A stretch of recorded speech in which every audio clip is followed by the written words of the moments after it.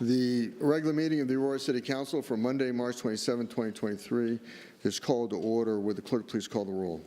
Mayor Kaufman. Here. Councilmember Bergen. Here. Councilmember Coombs. Present. Mayor Pro Tem Gardner. Here. Councilmember Drinsky. Here. Councilmember Lawson.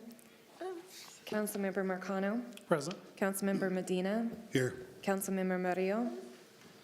Present. Councilmember Sundberg. Here. And Councilmember Zvonek. Here. There's a quorum.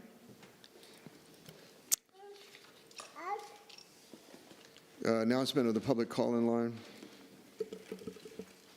City Council welcomes from the public on both matters appearing on the agenda and during public invited to be heard. If you would like to speak and have not already spoken to an operator, please press *3. For those watching on Channel 8, call 855-695-3475 and press *3 when connected. You will hear a prompt confirming you are in line to speak to an operator and then be able to continue listening to the meeting. When the operator comes on the line, please be ready to give them your name and the agenda item you wish to speak on. Keep in mind you must press *3 before the city clerk reads the title of the item you wish to speak on. Finally, as a reminder, council does not allow comments about any items on the agenda during public invited to be heard.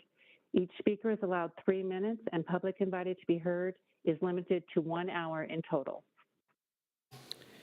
Buenas noches. El Consejo Municipal de Aurora da la bienvenida a la opinión de sus habitantes y otros vecinos en asuntos comparecientes en la agenda y durante la invitación a la audiencia. Esta sesión tiene disponible interpretación en español. Por favor, háganos saber si usted necesita este servicio. Recuerde que el Consejo no permite comentarios de la audiencia mientras se dirigen asuntos de la agenda del día. Por favor, confirme su turno y espere la invitación para comentario público. Gracias.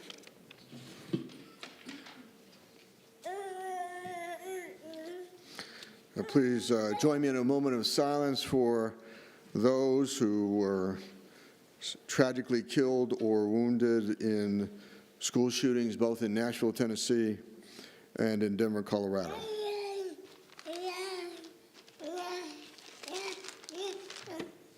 Please join me in the Pledge of Allegiance.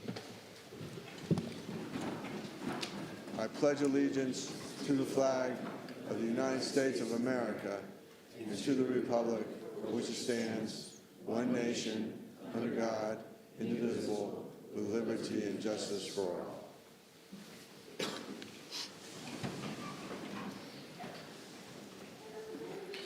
all. Executive session update. During executive session, we discussed a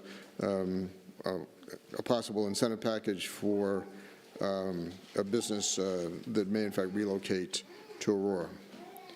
Approval of the minutes. There are none. Proclamations or ceremonies.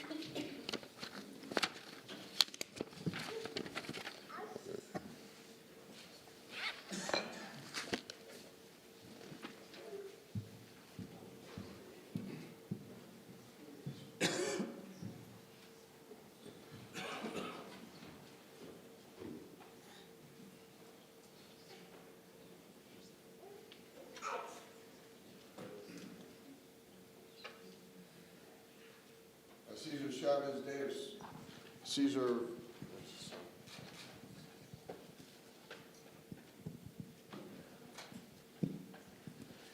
Cesar Chavez Day of Service. Mateos Alvarez, Executive Director, Aurora Economic Opportunity Center. Please join me. Oh, on this side here. Whereas Cesar Estrada Chavez, an immigrant, farm worker, and United States Navy veteran, was a civil rights, Latino, and farm labor leader, a community organizer and champion of nonviolent social change.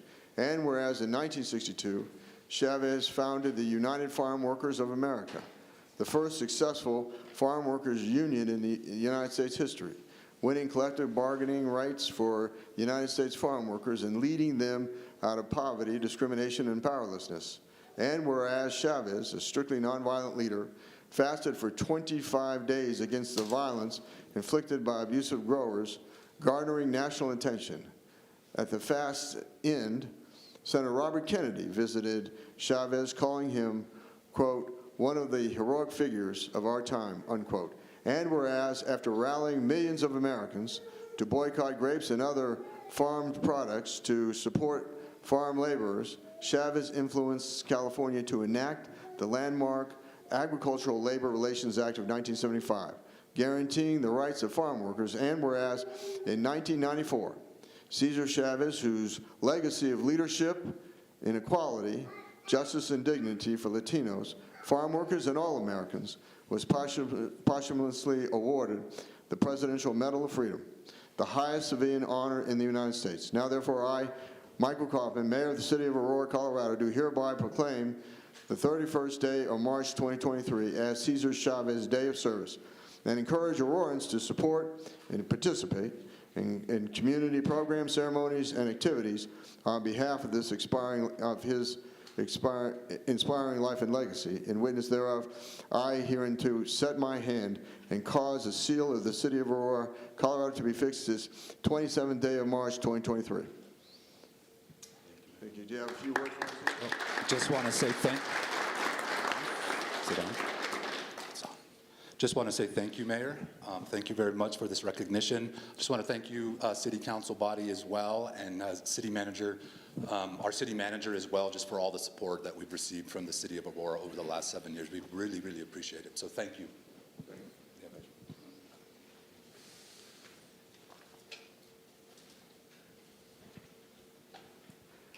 National Donate Life Month. Laura Jeffries, Chief Administrative Officer, Donor Alliance.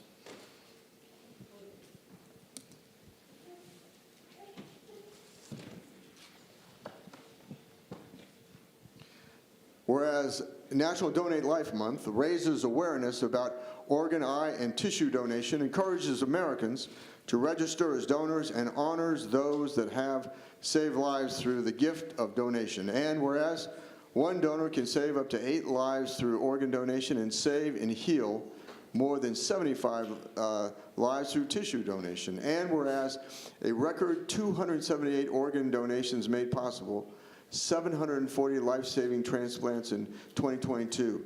That's a 19% increase in organ donors and 29% increase in life-saving transplants compared to 2021. And whereas in 2022, Donor Alliance recovered tissues for transplant from 1,911 tissue donors, resulting in over 143,325 tissue grafts becoming available for those in need. And whereas there are nearly 1,500 people waiting for a life-saving organ transplant in Colorado and Wyoming.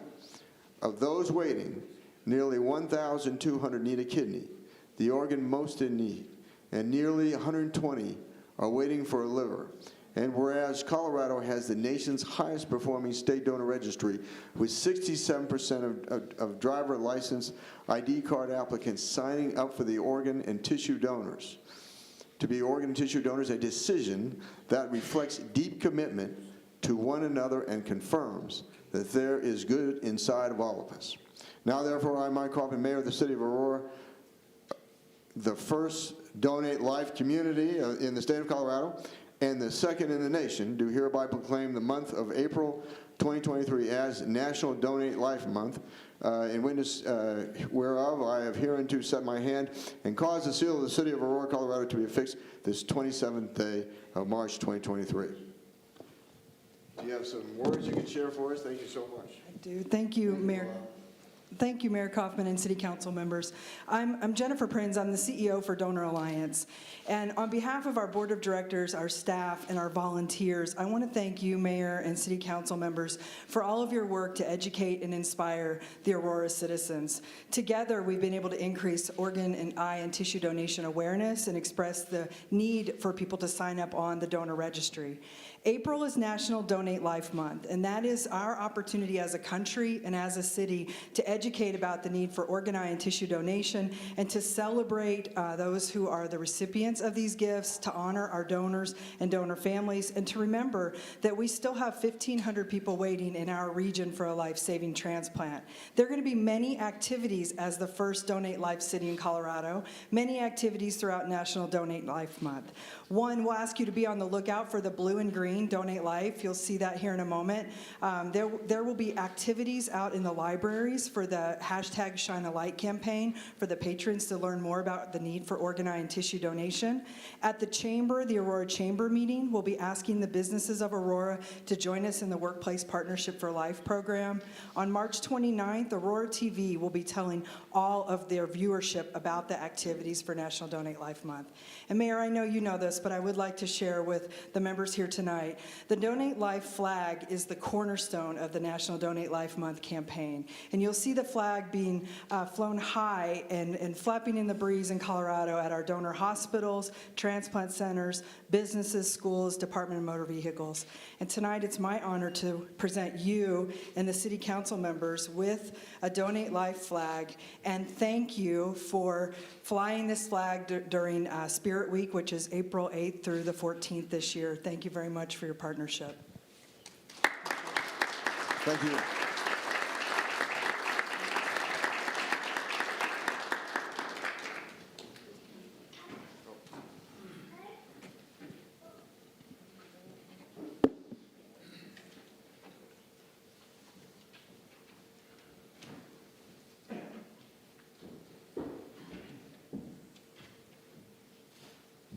Good evening. Come on down. So I am presenting an amazing Aurora Award tonight for Sienna Betts, and I'm going to wait for her to get down here before I tell you a little bit about Sienna and why she's getting this award. I think she's a little bashful. So Sienna's a sophomore in high school, so I'm just going to read this first, and you want to go ahead and take that?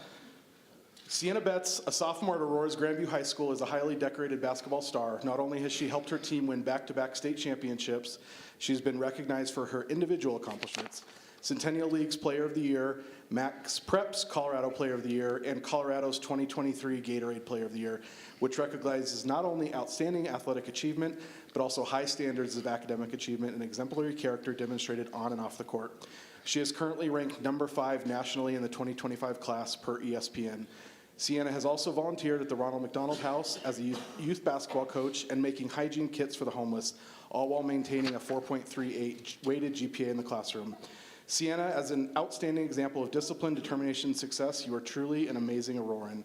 A lot of people know this. I graduated from Grandview, so was really excited when Sienna saw that she won this the Gatorade Player of the Year. So congratulations and very good job.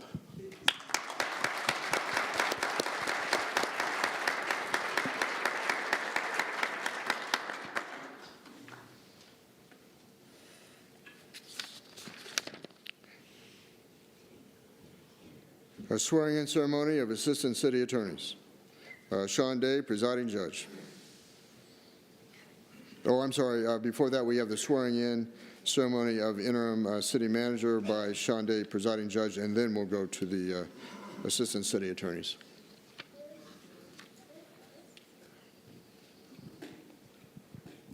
Mr. Batchelor, it's my great honor to administer the oath to you, so if you please raise your right hand and repeat after me. I, Jason Batchelor, having been duly appointed as interim city manager for the city of Aurora, Colorado, do solemnly swear or affirm that I will faithfully and impartially administer the affairs of such office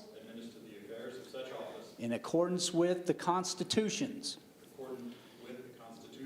of the United States of America and the state of Colorado, and the charter and ordinances of the city of Aurora, to the best of my judgment and ability, so help me God. Congratulations.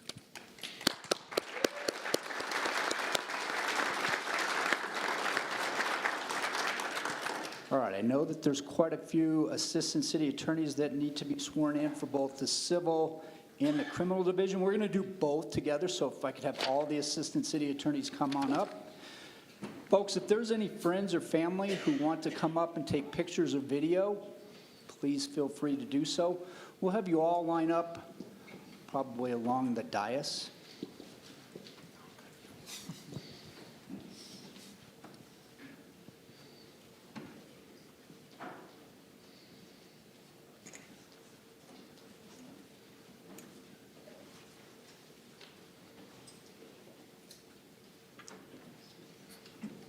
Is that everybody?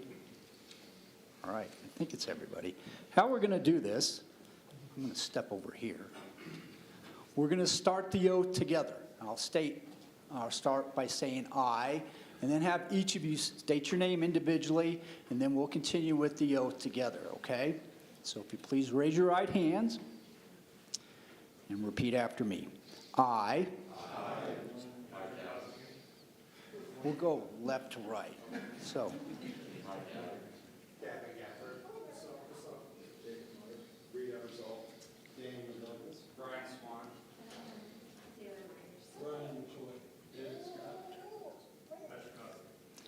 Having been duly appointed as an Assistant City Attorney for the City of Aurora, Colorado, do solemnly swear or affirm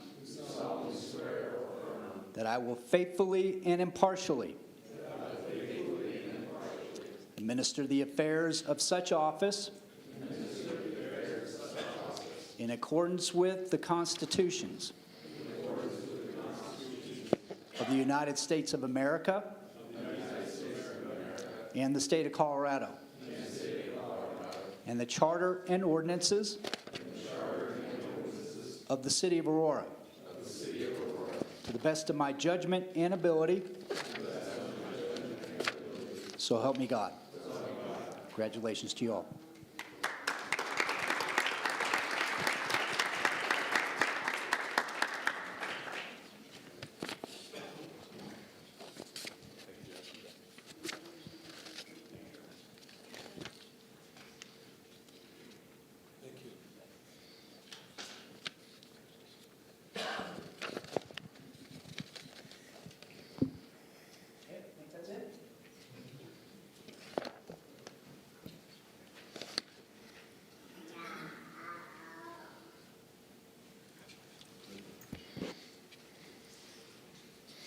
Adoption of the consent calendar for motions. Mayor, we need to do public invited to be heard. Oh, I'm sorry, stand corrected. Public invited to be heard. The first person is Frank DeLuca, followed by Candace Marley.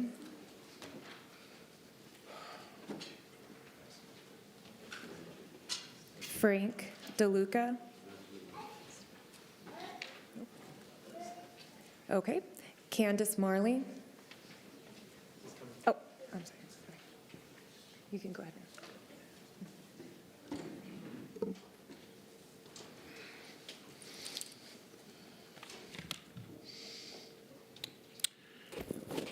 Thank you for this time, Mayor and members of the council. I'd like to express my concerns about the recent drought designation and the condition of the city in general.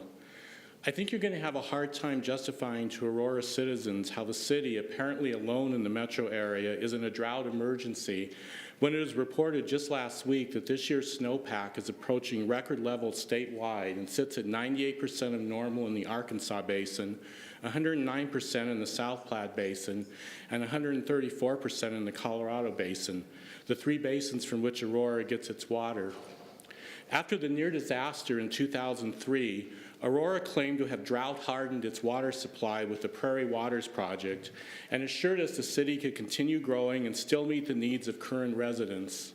If we are really in a stage 1 drought after this year's winter, then our water supply is extremely fragile, and the city should never have sanctioned all the new developments over the last 20 years, while now telling long-term residents we have to watch our lawns die in order to prioritize indoor water usage. After Aurora limited new home landscapes to a postage-sized piece of green in the backyard, I feared it would be only a matter of time before you made it prohibitively expensive, if not impossible, for existing homeowners to maintain their yards. I can assure you that if I wanted to live somewhere with desert landscaping, it wouldn't be where I also have a glacier in my street for 6 weeks during the winter. It should be obvious that if Aurora is the only city in the metro area requiring desert-like landscaping, it's going to negatively affect what remains of Aurora's desirability and therefore our property values. The drought designation should be reconsidered. This dovetails into my remarks on the condition of the city in general. When we moved to Aurora 25 years ago, it was a nice place that advertised itself as the safest medium-sized city in the country. Clearly, that's a joke today. At one time, the Aurora Mall was a premier shopping destination instead of a haven for gangs. I realize that Aurora is not alone in this decay. The bloom is off the rose for nearly the entire Denver metro area, but unfortunately, the bloom has fallen off Aurora even faster, I believe.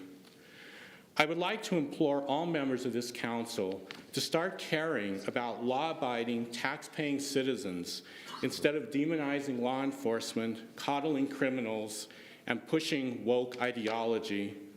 But I realize that that's likely an exercise in futility for some. So the chances of reversing Aurora's decline will depend on whether there are still enough concerned citizens with their heads screwed on right to elect people to the council who are more concerned about public safety and ordinary citizens than radical causes. Otherwise, I fear the only choice for many of us will be to vote with our feet, just like residents of other blue areas across the country are doing. Thank you for your time. Katie, can I have his information, please? Yes. Candace Marley. 11B1, that's a misprint. Okay. William Cast.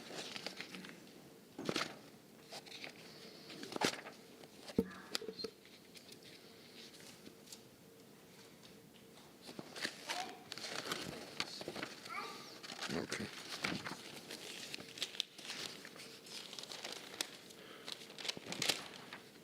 Members of the council, thank you for your attention. My name is William Cast. I'm an Aurora homeowner, and I have a 50-year history with Aurora. In that time, I've witnessed many changes, some good, others not so much. I'm here to address a proposed change that I can only describe as terrible. It has been brought to my attention through a March 22nd article in the Aurora Sentinel that the city is considering a proposal from the Lamar Advertising Company to erect 6 digital billboards on city property. According to this article, these billboards could generate $300,000 to $450,000 per year in advertising revenue. While this may sound attractive, it is the only pro to be weighed against a list of cons. First and foremost is the issue of safety. In my opinion, digital billboards are a distraction to drivers and may even cause temporary night blindness. Driving in Aurora is already a risky proposition. We don't need to add another distraction. The article also states that the billboards could be placed on city property, such as parks or next to fire and police stations. Aurora has a fine system of public parks. Digital billboards can only degrade these parks. As an amateur astronomer and a member of the International Dark Sky Association, an organization dedicated to preserving the beauty of the night sky,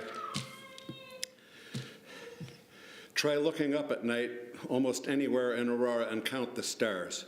You'll run out of stars before you run out of fingers, I guarantee. These billboards will only exasperate an already deplorable situation. Bright lighting at night has also been medically proven to interfere with human sleep cycles and has a negative impact on the wildlife that shares our community. Residents living next to these billboards will no doubt be impacted by unwanted light coming through their windows. In 1965, President Lyndon Baines Johnson signed the Highway Beautification Act, which attempted to limit billboards and other forms of outdoor advertising along the American interstate highways. At the time, he stated that this bill will enrich our spirits and restore a small measure of our national greatness. Please do not allow this proposal to detract from the greatness of my city, Aurora, Colorado. Thank you for your time.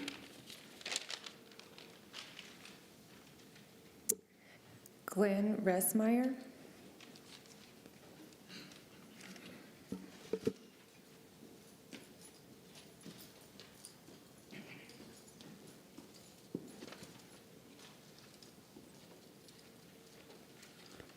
Glen Meyer, Aurora resident.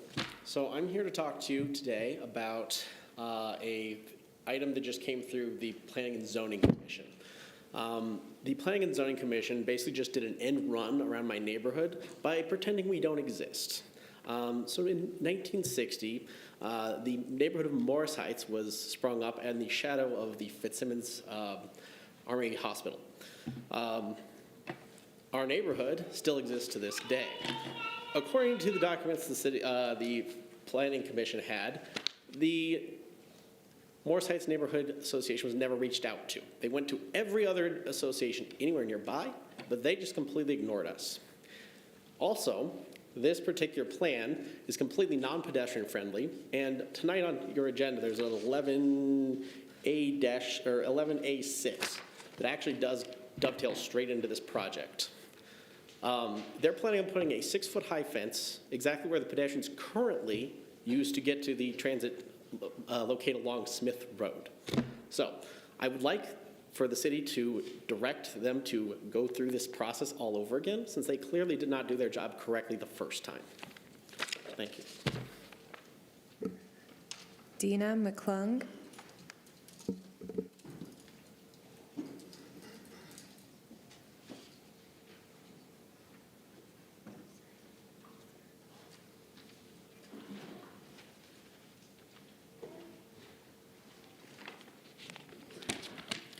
Good evening, Mr. Mayor and members of the City Council. My name is Dina McClung.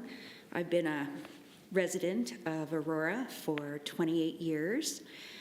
I also am an amateur astronomer, but that's not my main reason for being here this evening. I have three main reasons, 3 main points to bring before you this evening regarding my opposition to the proposal to place digital billboards on Aurora City property. They are a danger to drivers, the health effects on humans and animals, and Governor Polis's 2022 proclamation in regard to preserving dark skies in Colorado, which I think that all communities in Colorado should be aware of and try to follow. First of all, numerous studies show that digital billboards take drivers' eyes off the road for an excessive period of time. It's a natural reflex, and the distraction is particularly noticeable in new drivers and elderly drivers. We are neurophysiologically predisposed to orient to motion or sudden change in our periphery. This has a significant effect on driver speed, on lateral control, on mental workload, on our ability to follow road signs, on eye movement, and on fixations. Drivers glance at digital billboards for longer periods of time and more frequently than other types of signage. These billboards affect a driver's ability to detect changes in road scenes ahead. They change our pattern of visual attention, and they increase the time we need to respond to road signs, increasing our driving errors. As a consequence, people drive more slowly, tend to not stay in their lane as well, and brake harder because they are slower to detect a need to make corrections. These lights are often far too bright. They impact the eye's ability to adapt to the variability of the surrounding scene, which is often far darker once the driver has passed the bright sign.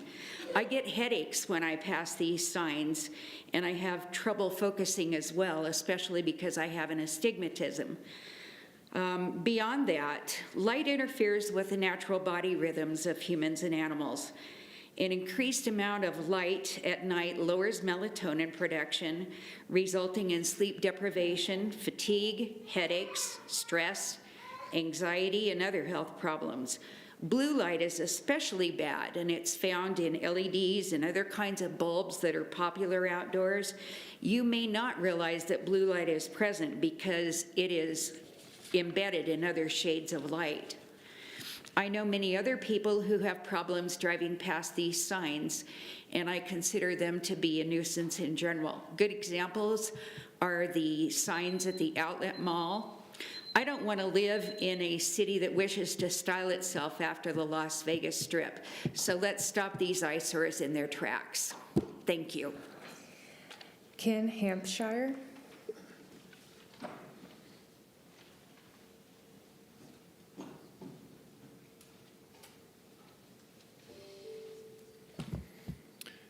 Good evening, Mayor Kaufman and City Council members. My name is Ken Hampshire. I live at 8303 Quail Run Road, north of Watkins. And about a year and a half ago, I stood here and asked your help in rescuing a miserable piece of highway on Imboden Road, north of 56th Avenue. Nothing's been done there yet, from what we can tell. It turns from a waterlogged, muddy morass into a potholed, dust-filled driving danger, which we put up with constantly. Now it gets even worse, because 56th Avenue is all disintegrated. You'll be somewhat miffed to know you made the front page of our I-70 Scout a couple of weeks ago, and it talked about 56th Avenue disintegrating, which wiped out a major arterial road to the airport for everybody living east of DIA.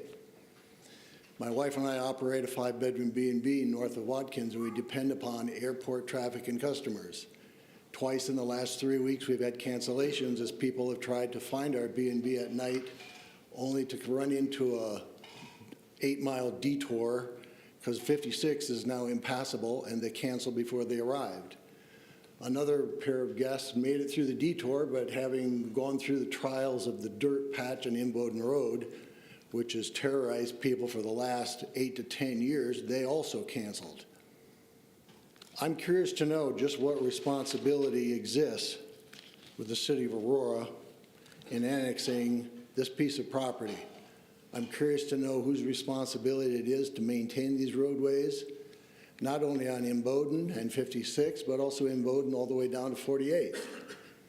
I wonder if the city of Aurora also has responsibility for that piece of Imboden Road, which is getting worse and worse by the season. I want to bring your attention, well, I was going to say I went out to your website earlier today.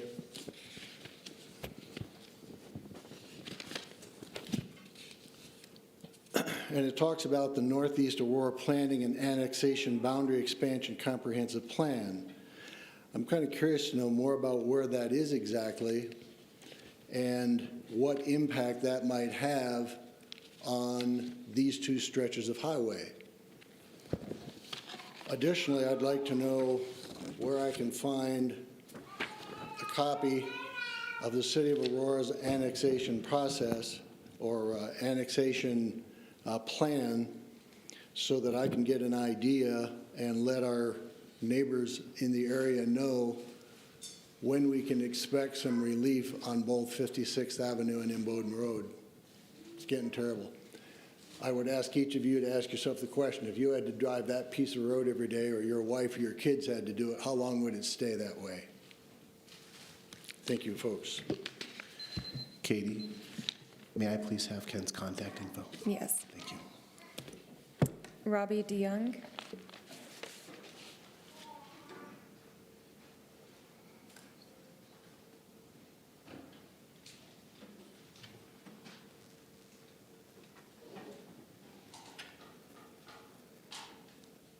Mayor, City Council members, a couple of things. First of all, my husband was on a transplant list for his heart. He was on it for 4 years. This was over 24 years ago. Every day, well, every Friday after he got off work, we would go to University Hospital, and he'd have to have fluid removed from him. But he was back at work on Monday. He did that for 4 years. Right before he passed away, he was in University Hospital with a ventricular assist device. That's where basically they had a fake heart that laid on his chest, and the tubes from that heart went into his chest, where his heart was supposed to be.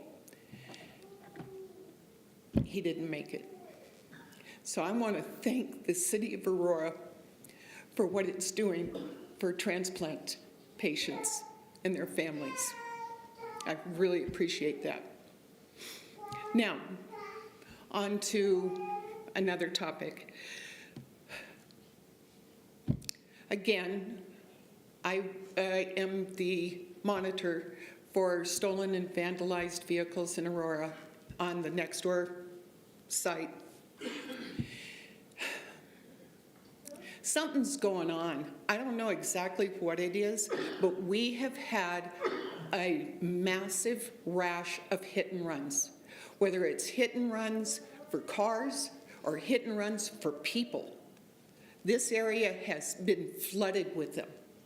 And I would like to see the police department and whoever else is necessary to do this to find out if there is a correlation between the vehicles that are being stolen and the vehicles that are causing these hit and runs, because I do think there's a correlation to those. So that's what I have to talk about today, so far. I'll be back. That was the last person.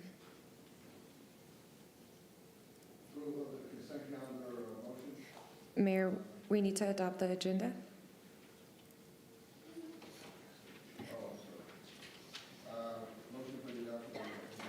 So moved.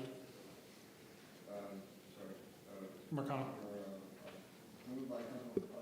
Sundberg.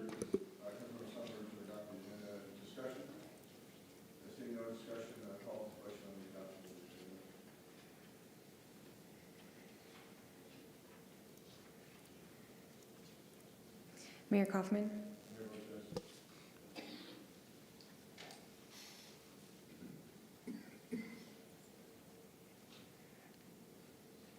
Councilmember Lawson? Yes. The motion passes to adopt the agenda.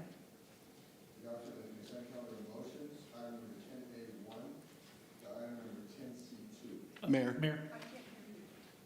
I'm sorry, quick point of order, sir. We did item 8, which is public competitive to be heard. I don't believe we did 8A, which is public competitive to be heard on the 2024 budget. We didn't have anybody sign up for that one. Okay, great, thank you. Mayor. Motion to approve 10A1 through 10C2. Moved by Mayor Pro Tem and seconded by? Zvonek. Seconded by Councilmember Zvonek to approve item number 10A1 through 10C2. Discussion? Mayor. Councilmember McConnell. Thank you, sir. I'd like to pull 10A4 for a discussion. 10A4. Then the motion is item number 10A1 through 10A3, 10A, and 10A5 through 10C2. Further discussion on adoption of the consent calendar? Seeing none, the question before us is the adoption of the consent calendar. For motions, call for the question.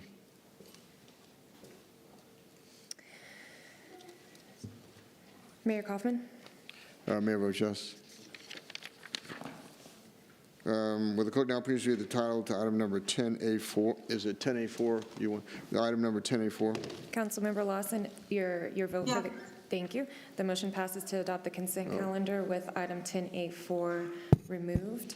Item 10A4 is consideration to award a sole source contract to Trulio Inc., Chicago, Illinois, in the not to exceed amount of $250,000 for Trulio body-worn camera automated audio analytics software.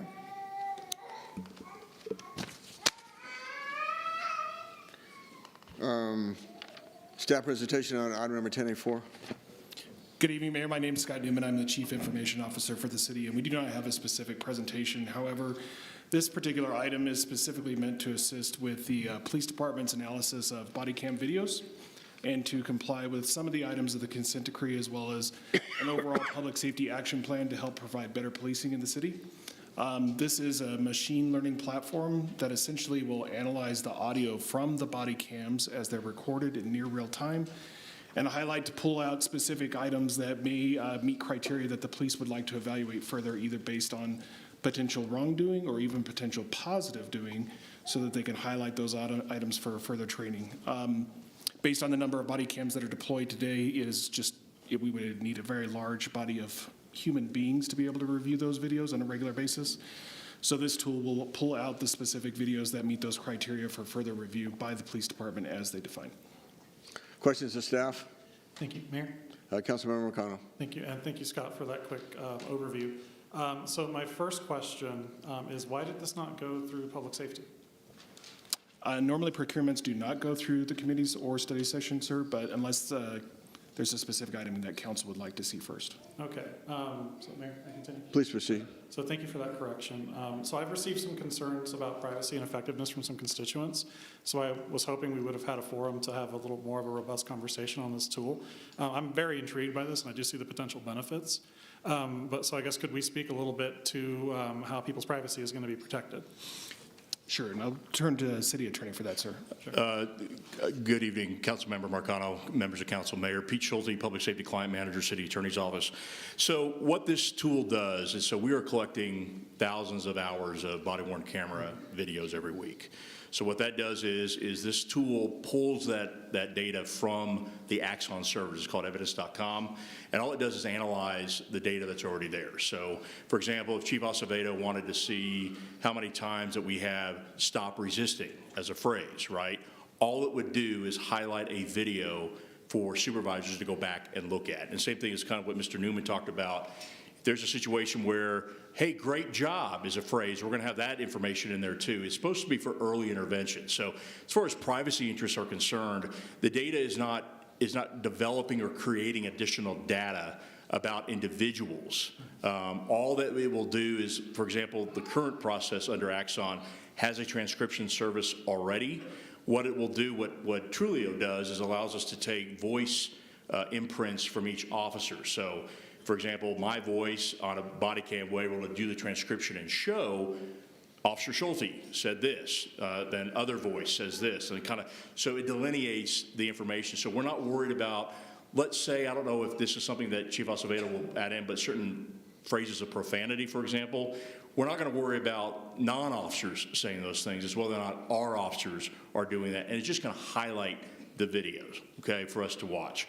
As Mr. Newman said, for us to be able to go through all these videos and identify those particular videos that we need to watch would just consume every supervisor's time. We wouldn't have anybody on the road. So there's not going to be any direct impact on privacy rights, in my opinion. For further questions to staff? Mayor. Councilmember McConnell. Thank you, sir, and thank you, Pete, for that. So I guess for the public's information, how will this delineate between an officer and then a person that they're interacting with? Is there like a calibration that you have to do beforehand, basically kind of? So all the officers will do a voice print, okay, and that'll get uploaded into the system. So, and we're not going to be doing that for citizens. It's only going to be for officers. Okay. Just so we can do, because again, we're worried. People that are engaging in, police officers probably aren't going to be always on their best behavior. So we're not really worried about the citizen. We're worried about our officers and what they're doing. Okay, thank you. Mayor, if I can continue. Please proceed. Thank you, sir. So effectiveness is another concern that I've heard from some constituents. I think some of them highlighted it's like a 70-75% effectiveness ratio in terms of being able to, one, tag, specialized incidents that we want to be looking for. Can you talk a little more about that? Yeah, so any transcription service is going to be only as good as the video, right? So if there is parts of the audio that is not, you can't tell what's being said, that's not going to be highlighted. But I tell you, Trulio is the only item on the market right now. I actually have a patent on this artificial intelligence to be able to do this. And so it is one of those things that, especially talking with the consent decree monitors, they really want us to be able to get into early intervention with our officers to see if there's behaviors out there that the chief of police and the command staff needs to address. So if it's 75% accurate, that is better than 0%. So that's kind of the idea that we're looking at. Again, it's a trial basis, right? We're going to do it for the first year. We're going to see how it works. But other agencies that have used it have had a lot of success, especially with early intervention. Okay. Mayor, if I can continue. Please proceed. Thank you, sir. So how many other agencies are utilizing this software? Yeah, it's Chief Acevedo. Sure. Thank you, Chief. Good evening. I don't have the exact number. We can get it for you. But I think the most important piece in terms of privacy is that this system automatically redacts all personal identifying information, which is a very unique tool. And the other piece for us is that it's actually going to analyze and report back to us for our officers to look at their own videos and see the reports where there is behavior that creates risk in terms of the officer's conduct, and it will gauge, remember, it doesn't have any information on who the individual is in terms of the public, reaction from the public, and will give us the opportunity to actually look at what caused that reaction from the public in terms of where it's a negative reaction. So it's really a great coaching tool. It's an early intervention tool, and it's a tool that's going to help us build trust, which is something that is our number one priority as a department. Is we want to build trust, because with trust we're going to have a lot better outcomes. I actually marched in the parade over there for the Denver parade for St. Patrick's Day, and it was interesting how I had members of the community, you know, that story had broken where they were communities of color where they were excited about the fact that we're going to analyze 100% with an objective tool, not a subjective tool, 100% of our videos, which is something that is just not happening. I think in most departments you're looking at about 2% of the videos, and when we're spending so much of our taxpayers' money on this data, I think we owe it to them, the officers, a complete analysis, and we're excited about that. Further questions? Mayor. Councilmember McConnell. All right, thank you, sir. So you said that this gauges the reaction from the folks that we're interacting with. So obviously for the officer, we kind of have like that calibration, right?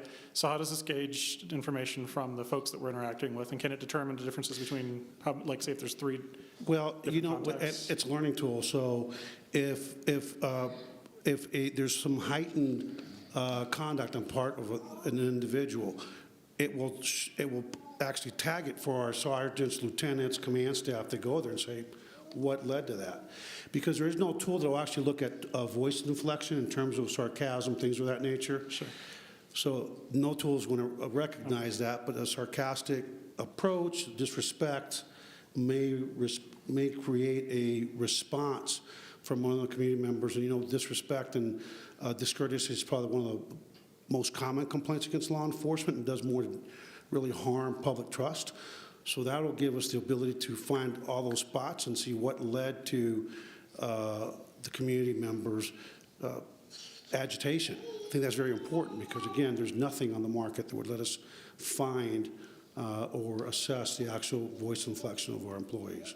Okay. And the last thing I think is very important is the piece of the voice print that it will take off our employees. I think some of you have gone to our force review boards, and at times there will be something said where we can't tell who said it. Well, if it's one of our officers, not only will identify that that was spoken by an officer, but exactly which officer, which in some of these incidents where there's chaotic, multiple officers, we will actually know which officer said what and when, and I think that's going to be a fantastic tool for us. Okay, good. Motion is in order. Sorry, sir, one more thing. And then Please. Thank you. And the last thing that I got from one of my constituents was that they pointed out that I guess you used to have involvement with this company. Could you address that? You want to? Oh, okay. I guess Pete doesn't want me to speak for myself. No. I mean, Well, the only reason is Chief wasn't here. So sure. I will tell you that Chief Oates and myself and Megan Platt, the police legal advisor, went to IACP in October. We saw Trulio being shown at the vendor.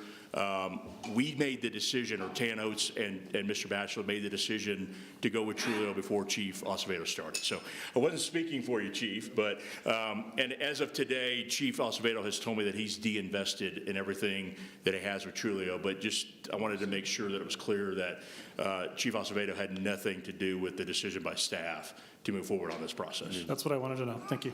Motion is in order. As of December, he divested. Yeah. Motion is in order. Mayor, motion to approve item 10A4. Been moved by Councilmember Drensky, seconded by? Sundberg. Seconded by Councilmember Sundberg to approve item number 10A4. Further discussion? Seeing none, call for the question on the approval of, or the adoption of item number 10A4. Mayor Kaufman, Mayor votes yes.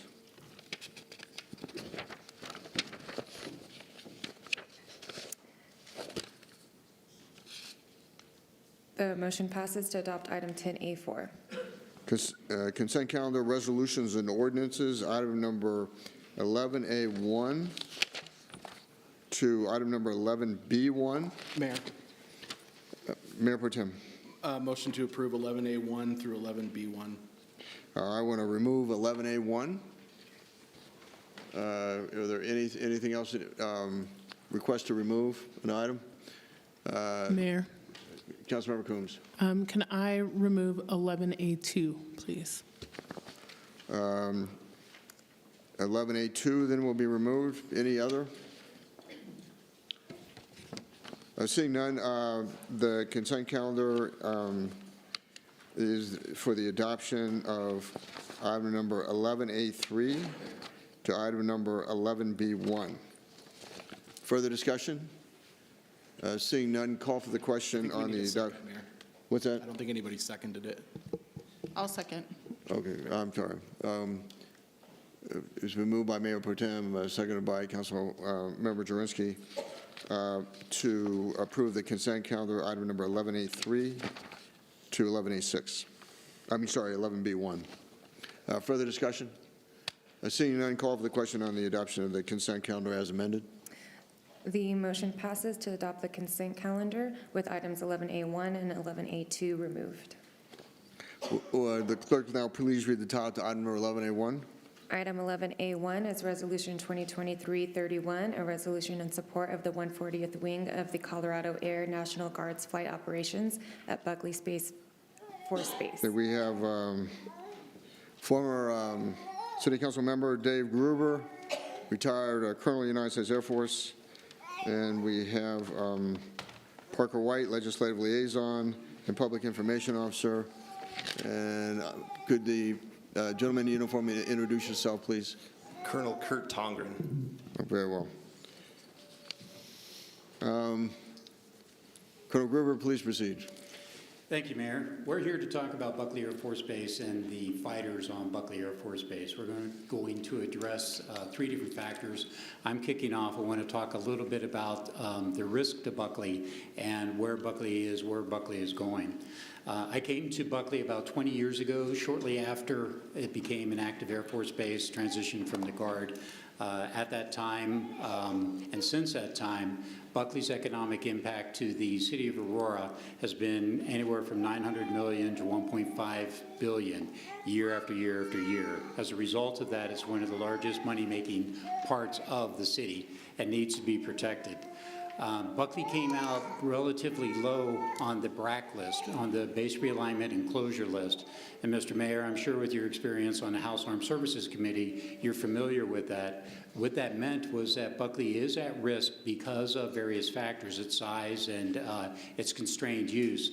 But there's been a lot of work to protect Buckley. The single most important part of keeping a Department of the Air Force base open is to have a mission on an active runway. If the bases that have been closed, for example, Lowry Air Force Base, the bases that have been closed have a mission that usually do not have a flying mission. So those have been consolidated into other bases. So therefore, protecting that active runway has been a #1 goal of the city. The state, the county, and the city have invested millions of dollars to protect the easements around Buckley, to secure the land, secure the rights, to ensure that people don't build near the base, and to ensure that the noise contours of 5th and 6th generation fighters will be protected within the Buckley area.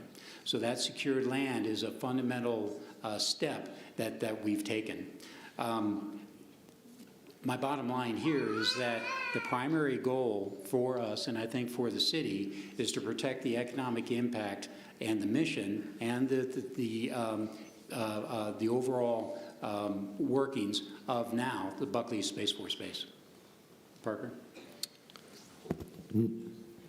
Thank you, sir. Thank you all for having us here today. As Mayor Kaufman stated, my name is Parker White. I am the Legislative Liaison and Public Information Officer for the Colorado Department of Military and Veterans Affairs. Currently, the Colorado Air National Guard is facing a series of existential threats. The Air Wing is largely split into two areas of operation, the 120th Fighter Squadron and the 233rd Space Group. Should Congress choose to not establish a Space National Guard, that latter half will go away. Today, we are asking for your support in saving the other half, which is the 120th Fighter Squadron. So the 140th is currently operating aging F-16 aircraft, and I'll let Colonel Tongren speak to you about the capabilities of those aircraft and their mission. Really what I'm here to talk to you about is why the wing matters to the citizens of Colorado, and specifically the citizens of Aurora. So the Colorado National Guard serves a series of functions, from national readiness to domestic operations and emergency response. But the Colorado Guard has another role, mostly as a workforce development entity. So we serve as probably the state's premier workforce development entity. We train, develop, and grow our soldiers and airmen in a manner unmatched by nearly any other state organization. The National Guard can take an 18-year-old whose parents may have a household income of less than $40,000 a year, neither have a college degree, and who may, upon high school graduation, have a pretty bleak professional outlook. We can take that person in, send them off to training, get them trained in a skill and a specific trade, bring them back, and unlike active duty, we immediately kick them out to begin working as a skilled professional in their local community. As they continue to serve, they do so in a value-based environment that focuses on leadership development, and then through state tuition assistance, we can get them a college degree and professional certificates as earned benefits of their service. In one 6-year contract, we empower our service members to elevate their socioeconomic status, break cycles of poverty, and ultimately develop our service members into highly contributing members of their community.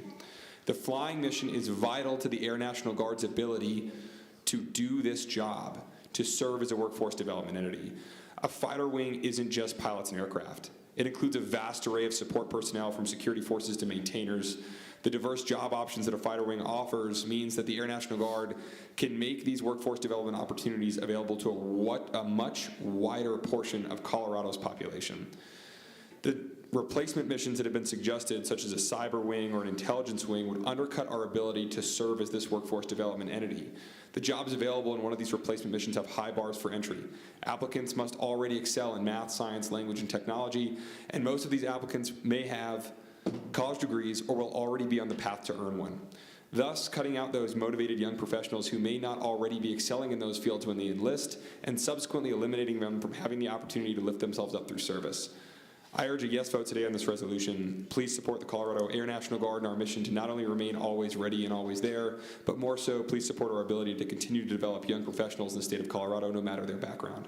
Thank you, Colonel Tongren. Once again, good evening. My name is Colonel Kurt Tongren, and I'm the Director of Staff for the Colorado Air National Guard and an F-16 pilot. Thank you again for your time tonight and allowing us to come speak to you. The 140th Wing of the Colorado National Guard currently operates some of the oldest aircraft in the U.S. military. Despite that reality, the 140th has been called upon again and again to serve both at home and abroad.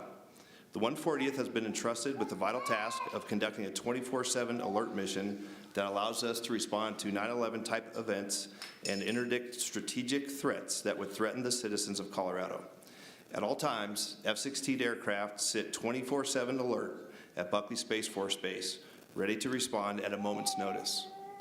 However, the fighter aircraft currently used by the 140th Wing, the F-16 Block 30 aircraft, were made in 1986, so they're 37 years old and are due to be retired in the upcoming years. The 140th Wing needs new fighter aircraft, and we need them now. The F-16s that the 140th Wing currently uses are outdated and no longer meet the demands of modern warfare. They lack the advanced technologies and capabilities that are essential for effective defense against today's threats. As the aircraft look towards sunsetting, there is a dire need to recapitalize so the Colorado National Guard can continue to defend the homeland. The 140th Wing not only conducts an alert mission, but also deploys overseas in support of federal missions. These missions require aircraft that can perform a wide range of tasks and operate in a variety of environments. These aging F-16s are simply not up to the task. New fighter aircraft with advanced technologies, and capabilities will ensure that the 140th Wing can carry out its mission with maximum effectiveness and efficiency. Moreover, the personnel, kind of like what Parker was saying, that support the flying mission of the 140th Wing are also critical to the Colorado National Guard's ability to respond to domestic emergencies. These airmen are the ones that are active in large numbers throughout the state to respond to natural disasters, civil unrest, and events such as COVID-19. Without a continued flying mission, the bulk of the Air National Guard's enlisted force would be cut to accommodate whatever smaller footprint mission were to follow. In summary, the 140th Wing of the Colorado National Guard needs new fighter aircraft, and we need them now. The F-16s that are currently in use are outdated and no longer meet the demands of modern warfare. I urge a yes vote today on this resolution to provide the support needed for the 140th to remain always ready and able to defend our homeland. Thank you very much. Thank you. Questions of presenters? Let me just say that, I'm sorry. Go ahead, sir. Let me, is there? Yes. I'm sorry, Councilmember Bergen. Oh, I was just going to say thank you very much for the presentations. You know that council has always been supportive of Buckley Air Force Base. We understand the dire need for new aircraft.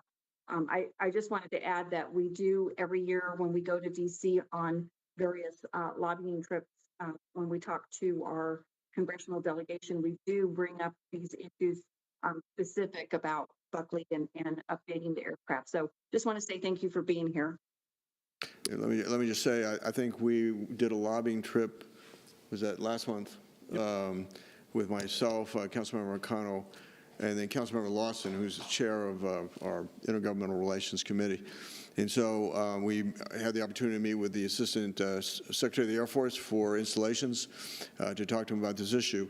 And so why this is important, why this resolution is important, is that the F-16s that we have, the Block 30, are aging out.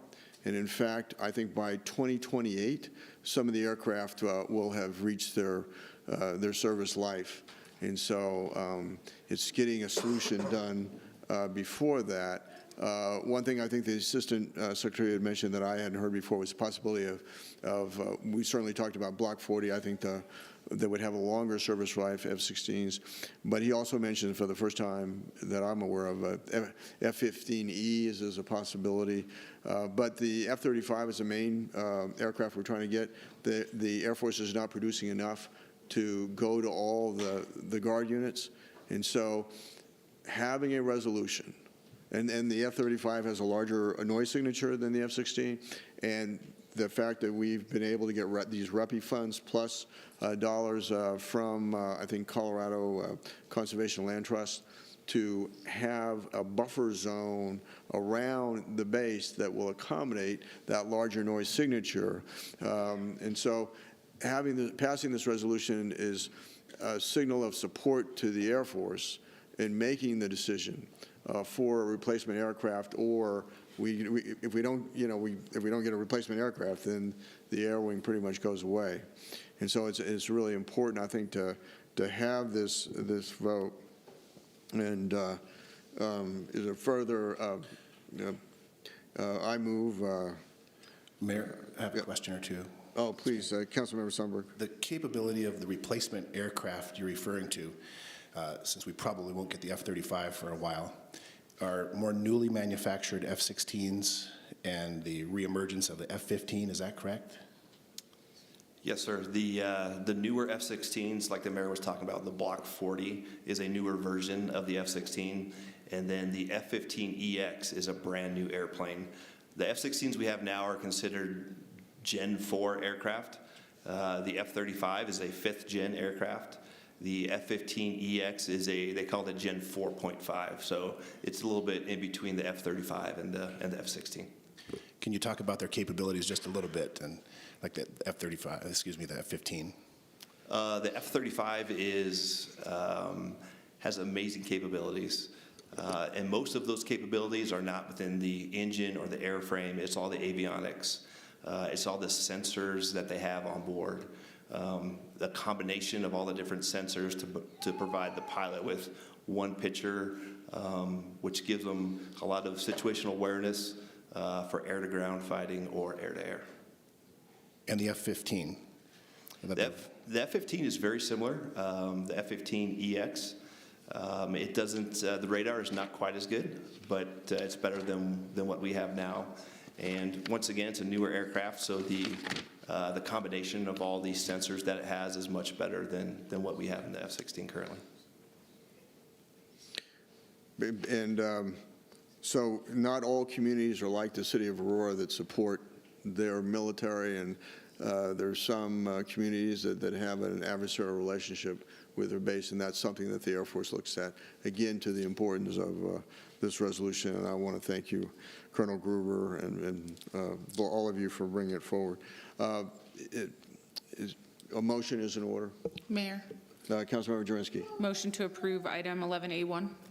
Councilmember Drinsky was in the Air Guard and part of a flight line, I think, crew. I was 6 of my years in the military. I was in the 140th, and I don't know if you guys were on the base when the Navy pilot, I'm going to call out the Navy pilot crashed an F-35, landing gear failed, crashed an F-35 into one of the hangars on the flight line, and we all had to run for cover. I do remember that. You remember that? It's been, if Marines were doing it, well, I won't get into it. It was the Navy. The Navy. Councilmember, moved by Councilmember Drinsky, seconded by Sundberg. Councilmember Sundberg to approve item number 11A1. Further discussion? Seeing none, call for the question on the adoption of 11A1.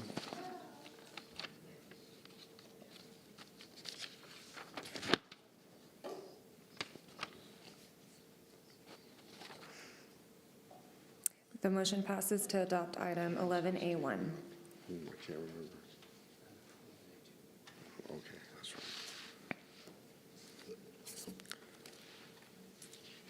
right. Thank you very much, gentlemen. Thank you. Thank you all. Thank you. Would the clerk now please read the title to item number 11A2? Item 11A2 is Resolution 2023-32, a resolution of the City Council of the City of Aurora, Colorado, expressing the Aurora City Council's desire to ban and prevent the download or use of TikTok, DeYoung, WeChat, Wexen, or accessing any website developed by Bytendance Ltd. or Tencent Holdings Ltd. on any city-issued device or on any personal device that is used to access city networks. And Mayor, we have 2 individuals signed up to speak on this item.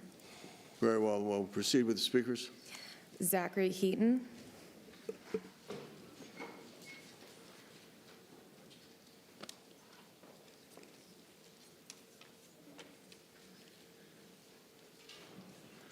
Good evening, everyone. Don't worry, I wouldn't go an entire meeting without talking to you guys. So, but I am going on vacation soon, so you're going to get a break. I wanted to talk a bit about the proposed TikTok ban. Some of you might already know, but my full-time career is actually fixing cybersecurity software. There are probably some perspectives to this conversation that you may or may not already have, but you should be aware of. I'll start at the top. Councilmember Zvonek, I appreciate you bringing this forward because knowledge is the first step to increase cybersecurity and digital safety. We have an opportunity to do so much more than to just ban TikTok and its associates. We have an opportunity to educate the public on how, where, when, and why it could be dangerous. I must express concern that the wording of this ban encourages fear more than it promotes learning. On a technical level, I can tell you that it's not going to increase your security posture nor your digital safety one bit. In order to understand how this ban would not be effective, you need to understand on how threat actors normally attack victims such as the Aurora City government. If you're not aware, Verizon is one of the companies that puts out an annual document that lists the most commonly used techniques from the year before. In 2022, the classic phishing email still ranked at the root of 82% of attacks. Another 13% were ransomware attacks. I won't go into what that is unless you care. In fact, this ban would be addressing only about 5% of potential attacks, probably less than that in reality. Even then, the level of sophistication needed to leverage something like TikTok as this mass data collection tool, I mean, read the book Countdown to Zero Day by Cesar. That will give you an idea of how out there it is, and that's some of the stuff that our NSA does. They can do some really out there stuff. So possible, yes. Likely, really no. I want to be clear that I'm not anti-legislation on this. In fact, I pretty much hate TikTok. I'm simply against wasting time and money. TikTok collects the same information that Meta, Microsoft, Apple, and any other major technology provider is going to collect. Banning them on your networks will not stop them from getting your information. They're more likely to get it from a phishing email that they send to Mayor Kaufman than they are to get it through TikTok. You're really not going to ban. You're not going to do anything by putting that in place. You've got your experts here. Ask them if their money is better spent on banning TikTok or training people to identify phishing attempts, training them to not leave their computers unlocked, or giving away passwords. You'd be surprised. Ask them the term social engineering, because I can almost tell you, never mind, I won't go into the details of how we can get your information, but it's not TikTok, I promise you. And beyond that, I'll see you guys in 4 weeks, because I'm skipping the next one. Take care. Robbie DeYoung.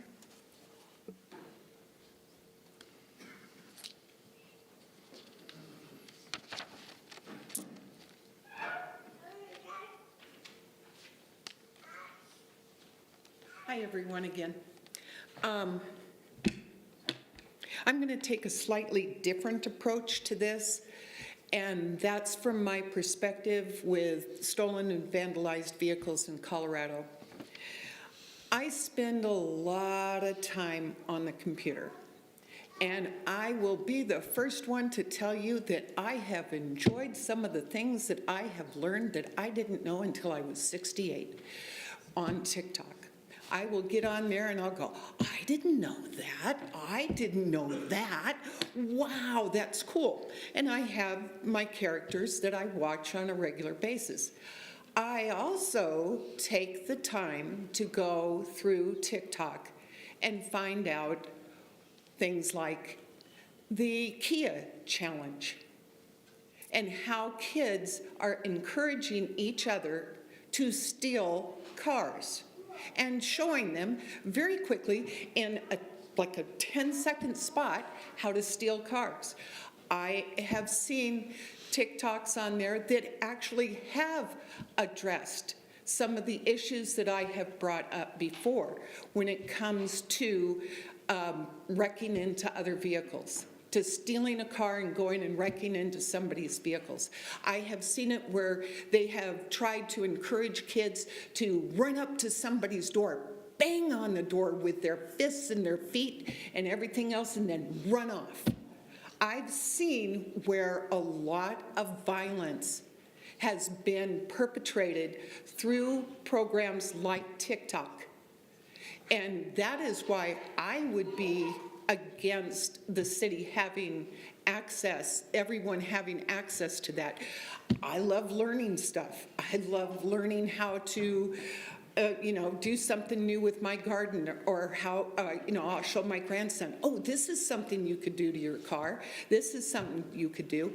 But at the same time, knowing that these are platforms that kids use to communicate with each other on ways to steal, the ways to hurt other people, the ways to vandal.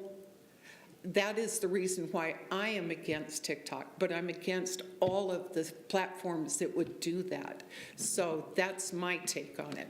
I certainly don't have the knowledge that he has by any means. Thank you. That was the last individual. No questions for staff on item 11A2? Oh, I'm sorry, presentation, please. Brief presentation. Well, good evening again, Mayor. Scott Newman, the Chief Information Officer for the city. Actually, this resolution was drafted at the request of Councilmember Zvonek, working with George Kumantakis, City Attorney. And so, Councilmember, I don't know if there's anything you'd like us to provide overview first, or if you would like to provide overview. Yeah, I'll just, Mayor, if I could.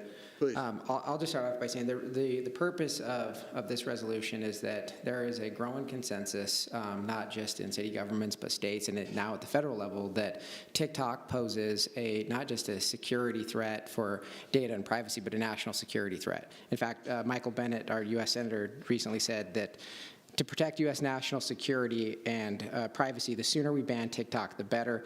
The difference between TikTok and a lot of the other applications that have access to our data is the potential influence of the Chinese government and their willingness to use these types of platforms for nefarious reasons to spy on American citizens. I understand that this ban in and of itself is not going to solve all of our problems, which is why the resolution does two things. One, it immediately addresses the concerns around TikTok and all of the other platforms made with companies with known affiliations to the Chinese government. Secondly, it asks IT to come forward with recommendations of other platforms or vendors that potentially lead to some vulnerabilities in our network. So there's two parts to this, and I'll hand it over to them to talk through kind of the plan moving forward on how to make it or how to implement it. Sure. Thank you, council member. So we do have an existing cybersecurity program in place today, but as the council member mentioned, this specific resolution would provide additional tools and capabilities for us in the IT department and the information security division to create a more rigorous program around evaluating threats as they emerge. The risk landscape changes on a daily basis from all kinds of actors. So I will turn it over to Tim McCain. He's our Chief Information Security Officer to talk about that program. Hello, council members. Yes, as far as what Mr. Newman had spoke to and what the gentleman who had come up previously, yeah, so there is, as Councilmember Zvonek has stated before, some concerns around using such vendors, right, especially in public or government entities. As Councilmember Zvonek has pointed out, a lot of those concerns come around tracking and intelligence, right? And there usually are concerns that are associated with government-backed companies or companies that are located in countries that are not exactly partial to the United States, right? As Mr. Newman had said, our security program has been in place for 7 years now. And rightfully, as the gentleman who just came up had said, it's not going to cure all our ails by approving this resolution. However, our security program is fairly mature, right? We do a lot of the training that he spoke of. We actually have a staff that look at threats actively, including email. We get millions of emails a year, about 35 million emails a year that are malicious, and we capture all of those and take them away. Security is a defense in depth strategy, right? As the gentleman from the Air Force in Buckley had just spoke to, we have multiple branches of the military for a reason, right? It's defense in depth. That's what we do. This is not our silver bullet, but this is something that will help enable us as a security organization to better risk quantify the various vendors that we use. In this regard, at least based off of the risk of geopolitical issues or locations that could impact the vendor's ability to service our constituents and our employees, or worse, provide a security or privacy risk. Further questions of staff? Councilmember Coombs. So I had drafted some amendments, and I apologize they did not get out as early as I attempted to send them. But I just wanted to ask if Adrian can bring those up, and then if I can ask our staff if those amendments would achieve the same goal as the kind of TikTok specific ban. So that the amendments are to change all of the references to TikTok, WeChat, etc., to references to social media platforms, generally certain websites, other internet services or technology services providers. So where that's in the title, that's also in the other sections that are amended. And then, so that's the first part, right? So would this language enable you all to do what you need to do to protect the safety and security, which would include not having TikTok on city devices? So my concern is just that focusing on TikTok is very narrow, and there are other threats to safety, security, and data. So would this language accomplish the same goals? Yes, Councilmember Combs, it would. Okay, thank you. And then the other aspects, Adrian, if you can scroll down, is in the whereas clauses, just striking, oh, sorry, actually it was further up, striking the whereas clauses that are focused on China and the Communist Party. We can we can focus on the safety and security of our city without saying, we're not going to allow any devices where or any technology where the employees are affiliated with the Communist Party, right, of China. If we were to say the same thing about the Proud Boys or any of those other things, right, any other group, any other party that are also a security risk, potentially, I think that sets a precedent where we're starting to make our security policy based on politics instead of on the security risks. So does striking those whereas clauses stating that the reasons we're removing this is because of China and the Communist Party, does that interfere with your ability to pursue our safety and security goals that are intended by this resolution? No, Councilmember Combs, it does not. Okay. So that's really all the questions that I have for staff. I would ask my colleagues to support these amendments. They're focused on more broadly addressing security risks instead of only talking about TikTok, and also keeps the issues focused on data security and privacy policy instead of bringing in other political components to the discussion. If I could speak to that there is a bipartisan consensus in Washington, D.C. that China is a threat, that TikTok is a threat, that's the ability to draw data from it on Americans. And so I don't know how you equate that with a tiny domestic organization.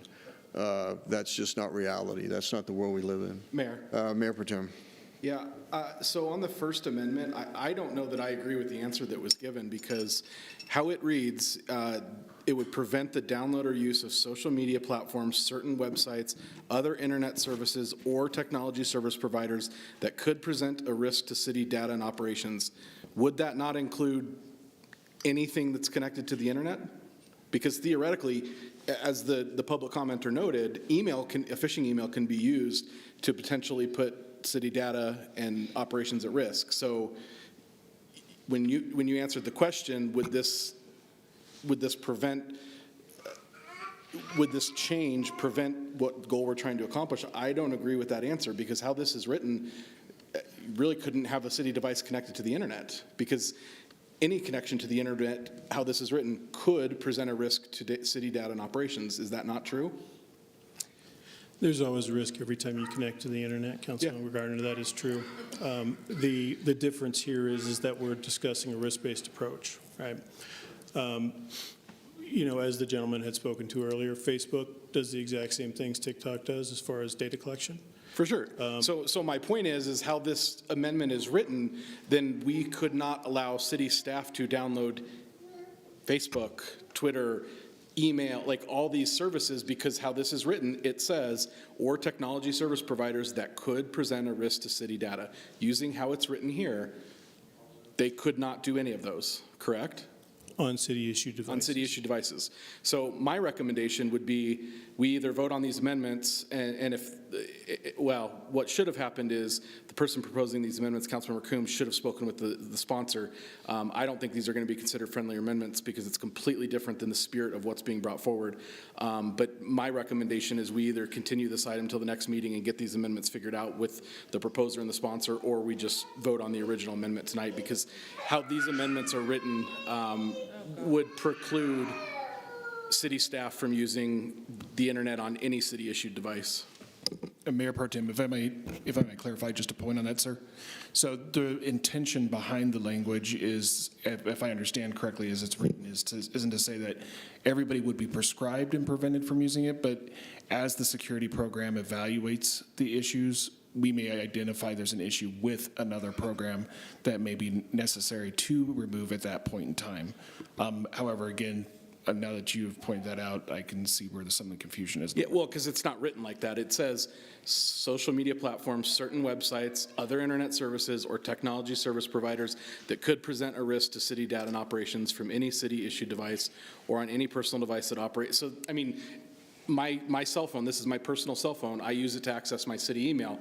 How this is written, I would have to delete Facebook, I would have to delete Twitter, I'd have to delete email, like how this is written, that would all have to be deleted. So I don't know that the Councilmember Coombs intended that, but I don't think these amendments are ready for consideration by the council tonight. So if the sponsor wants to, delay the consideration of this item to work with Councilmember Coombs on some of these, that's great, and we can talk about it again in 2 weeks. But I don't think these amendments are, what's intended are not how they're written. Mayor. Councilmember Gardner, I apologize. Are you including that perspective based on also the following provisions stated later about developing a program to assess the risk of these products prior to exclusion? Yeah, I am, but as we heard from the commenter, and I've been involved in a lot of information technology risk management audits through another profession, pretty much anything could present a risk. And so once we start going down that road of using this criteria, if there's a risk presented, then city staff can't use it. I don't know that we're going to like what the outcome of that is. I think, and I don't want to speak for the sponsor, Councilmember Zvonek, but I think the intention of this was specifically to ban a few services that are known to be connected to the Communist Party and to China, specifically because of the risks that they present, not specifically for the risks of how they could be used elsewhere. And I don't want to speak for the sponsor, but I think that's what his intent was. And these amendments are completely different. Mayor. Councilmember Zvonek. Councilmember Gardner's correct. I would urge a no vote on the amendments and a yes vote on the resolution as it was originally drafted. The tired suggestion that this is partisan is just so detached from reality. If you listen to any of the conversations that are happening in Washington, you have everybody from the Biden administration to our own U.S. senators here who happen to be Democrats to Republicans who all acknowledge that TikTok and these platforms that have a known affiliation to the Chinese government present a unique threat to our citizens in this country. And so it's not partisan to say this. There might be some elements, on the extreme ends of both parties that think that this is partisan, but it's not. And so again, I would urge a no vote on the amendments and a yes on the original resolution. Mayor. Councilmember Coombs. So to clarify, I did not say based on partisanship, I said based on politics and based on political assessments. And I do think that there is a political component to this whole conversation. But the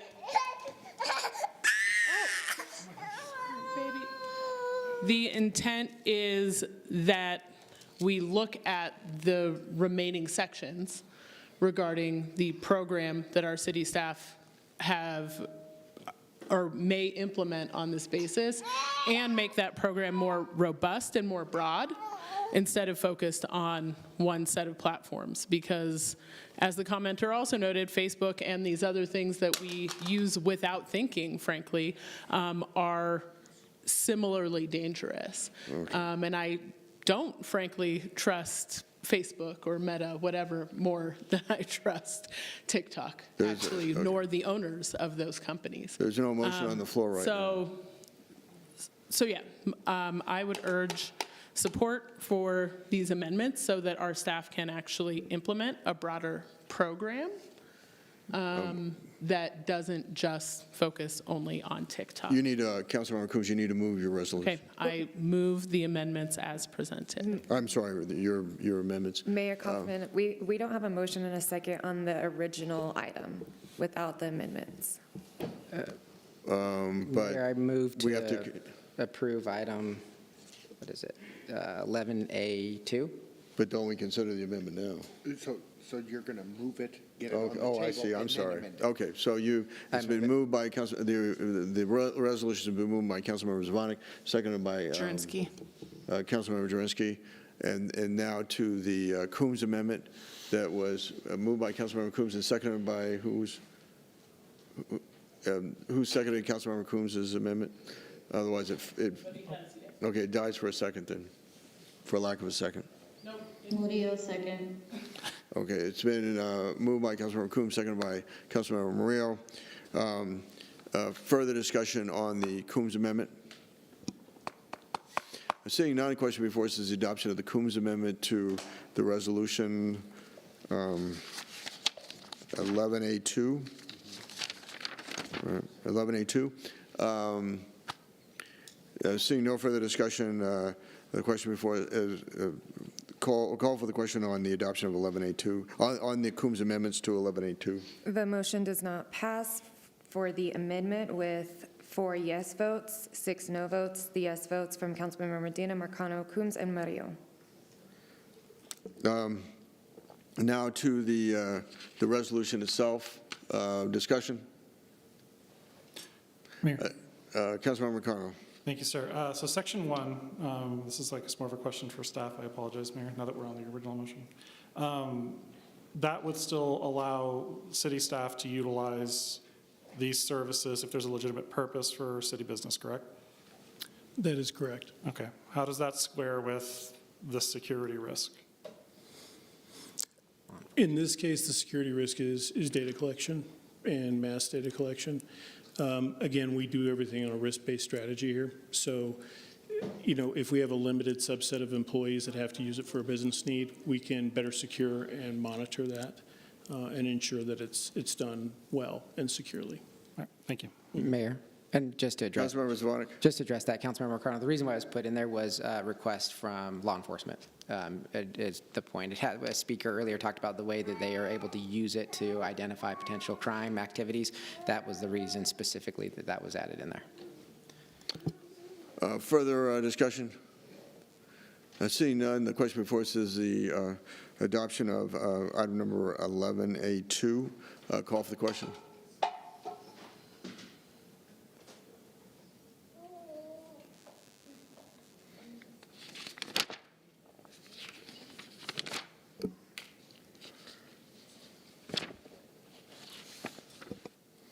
The motion passes to adopt item 11A2 with 9 yes votes and 1 no vote from Councilmember Coombs.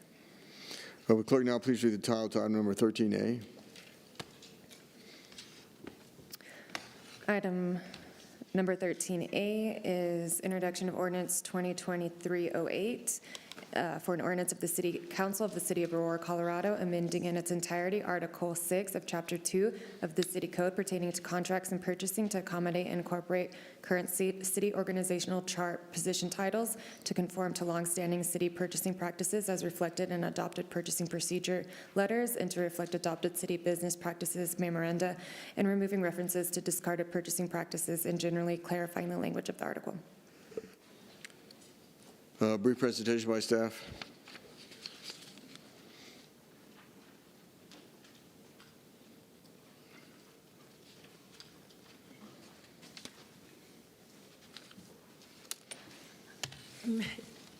Yes, this will update city code that governs purchasing, this ordinance, and it's not changing any policies or procedures. It just is updating to reflect changes in our report. We now report to the Director of Finance. We also now allow for electronic submissions of bids and proposals through the Rocky Mountain e-purchasing system, which is supported by BidNet. And it also will specifically address job order engineering contracts. Those contracts are those that are openly solicited, awarded contracts with subsequent task orders when specific requirements arise. So those are the main points. Questions of staff? Seeing none, a motion is in order. Mayor, motion to approve 13A. Moved by Mayor Pro Tem, seconded by? Second. I'm sorry, second by Councilmember Marcano to approve item number 13A. Discussion? Seeing no further discussion, the question before us is the adoption of item number 13A. Call for the question. I am going to have to do a roll call vote for this one. Our voting system is not working at the moment. So Councilmember Bergen, Yes. Councilmember Coombs, Yes. Mayor Pro Tem Gardner, Yes. Councilmember Drinsky, Yes. Councilmember Lawson, Yes. Councilmember Marcano, Yes. Councilmember Medina, Yes. Councilmember Murillo, Yes. Councilmember Sundberg, Yes. Councilmember Zvanek. Yes. The motion passes. To adopt item 13A. Clerk, now please read the title to item number 13B. Item 13B is introduction of ordinance 2023-09, amending Article 10, Chapter 134 of the City Code pertaining to the Aurora Parking and Traffic Enforcement Bureau and automated vehicle identification system citations. A brief presentation by staff. Good evening, Mayor and members of council, and our junior member of council here who's learning the ropes. Lieutenant Kerrigan Bennett with the Aurora Police Department Traffic Section. The ordinance is a update to the original 2004 Automated Vehicle Identification Systems package, and it allows us to process in a much more modern way the any photo enforcement violations. And this will include an update to our ability to hear dispute hearings on the topic, such as, or anybody who wants to dispute the topic or the photo enforcement ticket. These are essentially treated from state law like a parking violation rather than an actual ticket that's issued by a police officer. And so it's appropriate to have them heard by a magistrate. This would update city code to allow the currently Park Aurora hears the parking ticket violation hearings. This would augment that to allow them to hear photo enforcement violations as well, with the municipal court being the appellate court for those violations. It updates some terminology and cleans up some language about how we can receive monies for the violation fines. And believe that covers the essentials of it. I'm happy to answer any questions. Questions of staff? Seeing none, thank you very much for the presentation. Motion is in order. Mayor, Councilmember Drinsky. motion to approve item 13B. It's been moved by Councilwoman Drinsky, seconded by Marcano. Councilmember Marcano to approve item number 13B. Discussion? Seeing none, call for the question on the adoption of item number 13B.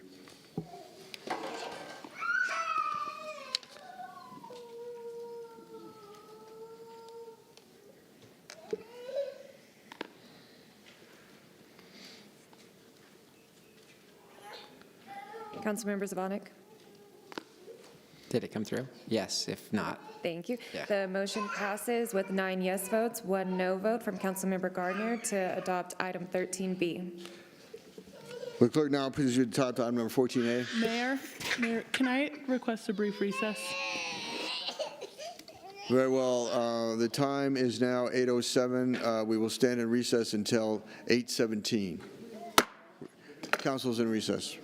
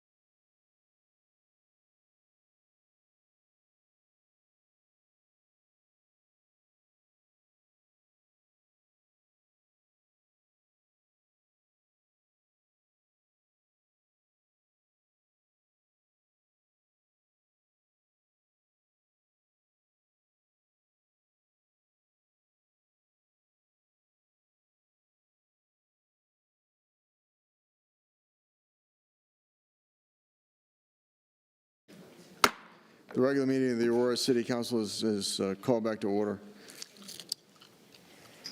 Let's see. Will the clerk now please read the title to item number 14A?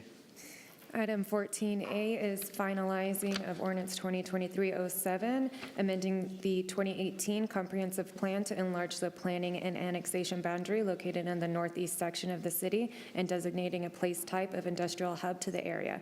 Northeast planning and annexation boundary expansion comprehensive plan amendment. Brief presentation by staff. Staff is able to reiterate any points from the previous hearing or answer questions tonight. Does anybody wish to speak on this issue? We have one person, Ken Punzarelli.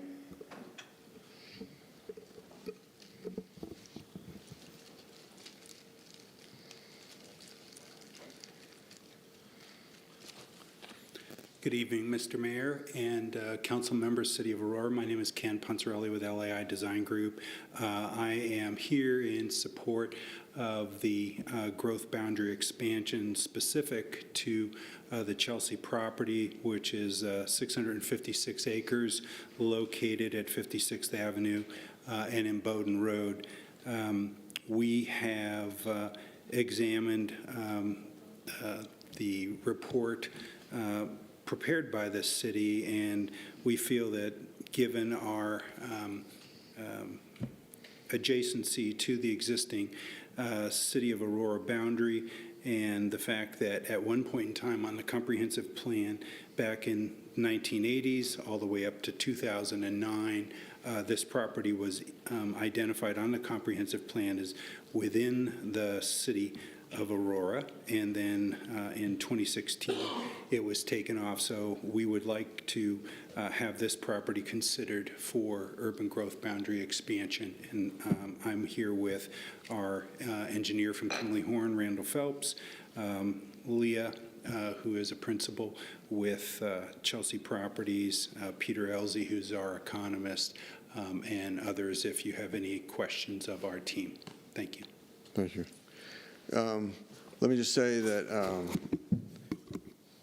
there was concern, I think, expressed by Councilmember Coombs, that the economic analysis for the growth boundary area was upside down.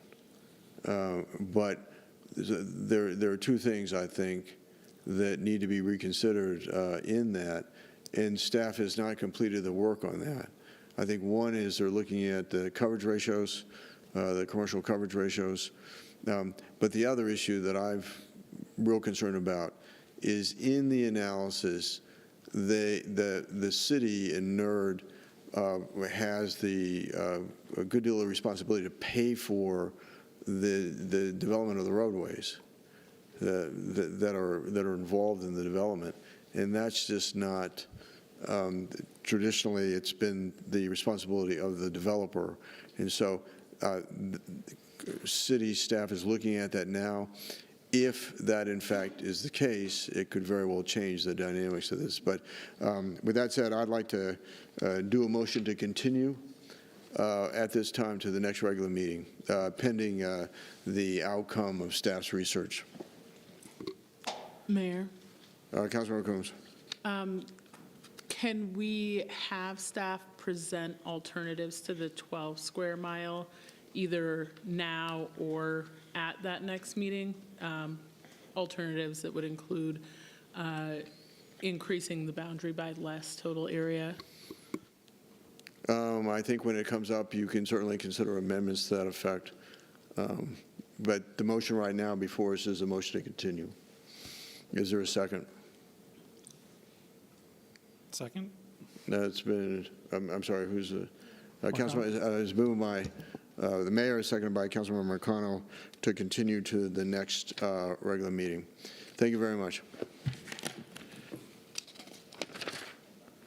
Reports? Mayor, we need to vote on this. Do we have discussion or? We Oh, have I'm to sorry. vote on that. Is there, I don't have that kind of power, do I? Further discussion? Seeing no further discussion, the question before us. Here? What's that? I'm sorry. I have a question. Further discussion? There's no discussion. Okay. Question before us is the adoption. Councilmember Bergen. Oh, I'm sorry, Councilmember Bergen. Sorry, I know I'm not there. I've got backache, but, so if we, rather than table, was Councilmember Coombs proposing an amendment for the 12, I guess I'm trying to learn about the 12 square miles, but. Propose an amendment on a motion to, when the bill is up for, in the floor, you can amend it. But I'm doing a motion to continue, so we're not going to be considering it. Okay, all right, thank you. Further discussion on the motion to continue? Seeing none, question before us is on the adoption of the motion to continue. Call for the question. Mayor Kaufman. Mayor votes yes.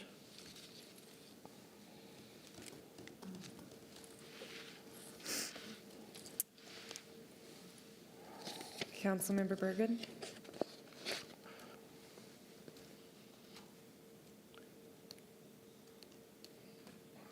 Yes. Okay. The motion passes to continue this item to the next regular council meeting with 10 yes votes and 1 no vote from Mayor Pro Tem Gardner. Reports. I just want to say that it was a wonderful ceremony here in the chambers this morning for a 9-year-old boy who's suffering from cancer, who has a dream of becoming a law enforcement officer. And they made him a 9-year-old boy by the nickname of DJ, an honorary Aurora police officer, and I thought that was an extraordinary thing for our city, for our Aurora Police Department to do. Councilmember Lawson.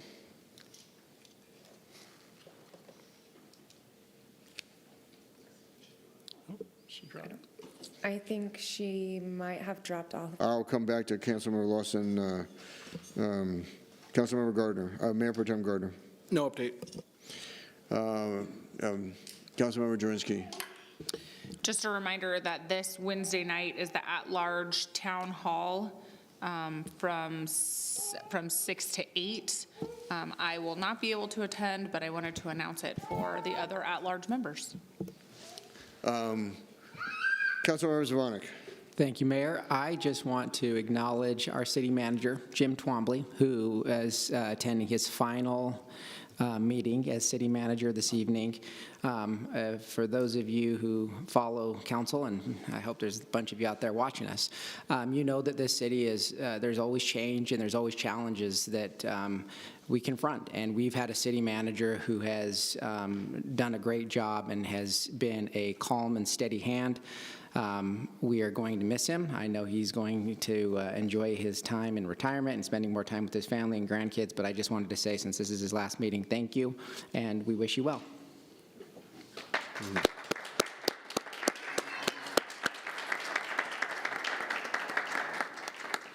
Great. Councilmember Murillo. Thanks, Mayor. I'm having issues with my video. Apologies. A couple of things. One, I just wanted to announce the reappointment of Robert Freiberger to the Business Advisory Committee. Second, wanted to announce my town hall, which is the fourth Thursday. So it'll be Thursday, April 27th at 6 p.m. and we will be at the MLK Library. Wanted to give a shout out to the Resident Leadership Council for hosting a really dynamic and a really well organized community action meeting this past Saturday in my district at the Moorhead Recreation Center. Myself and Councilmember Medina were part of the panel, along with our chief, Joseph De Herrera, who is our Youth Violence Prevention Program Coordinator, and our State Board of Education members, and a representative from Aurora Public Schools. And we had a really fantastic conversation around needs around youth violence prevention and safety in the community. And I just want to give them a shout out for a really well-run, well-organized meeting. I think it was very successful. And they had their member leaders basically plan and run the meeting. So it was really wonderful to see them step into their leadership. And then lastly, I just wanted to make note, in 2020, actually right before the pandemic happened, I had worked with staff to give recognition along with Cesar Chavez to Dolores Huerta, who co-founded the United Farm Workers um, movement, as well as also received the Presidential Medal of Freedom, as was referenced in the proclamation to Cesar Chavez this morning, to add some parity for the women in the movement that would not have been possible for us to be without. So I guess in that vein, I just wanted to rectify the record, correct the record, and let everyone know that I'll be either pursuing an amendment or an additional proclamation on behalf of Dolores Huerta, because you cannot talk about the United Farm Workers Movement and the progress that has been made when you talk about Cesar Chavez without also recognizing that Dolores Huerta was hand in hand in that movement. So for the gender parity parts of the conversation, I'm going to be bringing forward an additional proclamation, and I look forward to working with folks in supporting that at our next meeting. Thank you so much. Bye-bye. Let's see, I'm sorry, Councilmember Sundberg. Thank you, sir. I appreciate the donor life, the Donor Alliance presentation earlier. I lost my vision in a degrading fashion that I was almost legally blind, so I'm the recipient of 2 cornea transplants. So I greatly appreciate all of the work and the donors there. I did see young DJ sworn in this morning to be a police officer for the day. Of course, Denver, Boulder, Longmont were there as well. The FBI, the Sheriff's Department. I believe he's been sworn in by about 763 agencies now. 765? Amazing. Great young man. Visited the opening of the Kroger distribution facility with their 700 robots recently, last week. It's exciting for Ward 2. I also did the Resident Leadership Council. On April 20th, I have a town hall. We're going to be talking about the only Ward 2, that produces oil and gas, according to Jeffrey Moore, nearly 6,000 barrels a day. Whether you like it or not, we're going to discuss oil and gas and the pretty vast alternative energy sources and resources, and research, rather. And unfortunately, Danielle Jurinsky has jumped ship on me. She's not going to be attending that one. But please join us if you can. Thanks. Let's see, Councilmember Medina. Thank you, Mayor. Yes, the RLC I attended on Saturday was well attended, and great questions and great opportunities for us to connect with the community there. My town hall will be April 5th from 6:30 to 8 p.m. at the Active Adult Center, where we'll have presentations on the budget, Veterans Commission, and the consent decree updates. Thank you. Councilmember McClung. Thank you, Mayor. So likewise, I want to just commend the Resident Leadership Council for organizing such a great event. I appreciate that they had very concise asks for council and asked for commitments for the folks who were on the panel, although some of us were not on the panel. I just want to say that we also commit to those asks. And one of the key things that really stuck with me from that was that they feel council really shouldn't be prescribing ratios for intervention versus prevention in terms of youth violence prevention. And they were asking for more preventative funding as opposed to more reactive funding through intervention. So I'm hoping that's something that we're able to take back up as a council. Our next Ward 4 meeting will be on Thursday, April 13th at 6:30 p.m. at Colorado Early Colleges. That's at 1400 South Abilene. Our feature presentation will be the esteemed Greg Hayes on the 2023 budget. So I hope you all come prepared with your questions, hopes for 2024's budget, and I hope to see you then. Councilmember Coombs. No report. Mayor Pro Tem. Councilmember Bergen. Thank you, Mayor. Just 2 updates. I attended on Friday the Inland Port presentation, and it was quite interesting. And then just wanted to announce for April 6th, there's going to be a build-up Aurora presentation at the Talents Library at 6:30. That's it. Thank you. Let me mention a couple things. I was also at the Resident Leadership Council meeting on Saturday morning, and then spent the afternoon with Falk, who's our contract ambulance service, and we went on 3 emergency calls there. And then the Saturday prior, I spent Saturday evening with dispatch, and they do just extraordinary work. I will be, that's our emergency call center. I will have a town meeting on April 16th at 2 o'clock at the Aurora Central Library. With that, the meeting, seeing no further business before the Aurora City Council, meeting is adjourned.